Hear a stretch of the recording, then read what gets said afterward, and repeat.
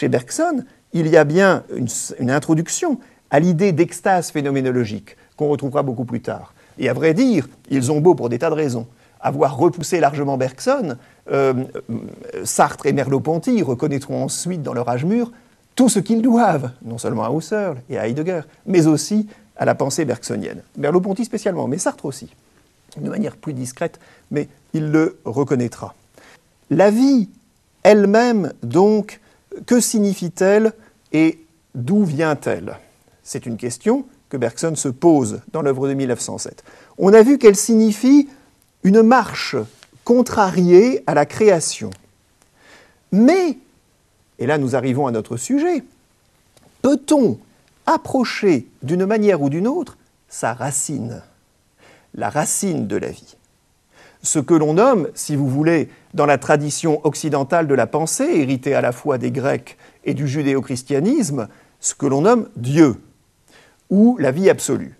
Et ici, Bergson reste très classique, c'est-à-dire qu'il se rapporte à la racine de la vie comme étant Dieu. Pour Bergson, ce ne sera envisageable que si l'on rencontre une expérience qui peut attester de cette remontée vers la racine.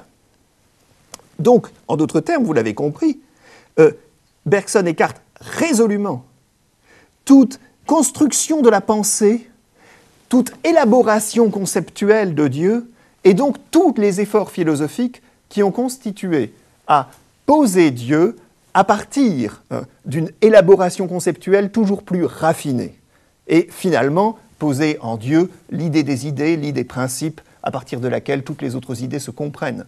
Eh bien, Bergson, qui se défie profondément du langage et de ses jeux conceptuels, ne veut surtout pas entrer là en disant tout ce que j'obtiendrai, c'est un Dieu des philosophes, un Dieu abstrait, il rejoint Pascal de ce point de vue. Moi, ce que je voudrais retrouver, c'est un Dieu vivant.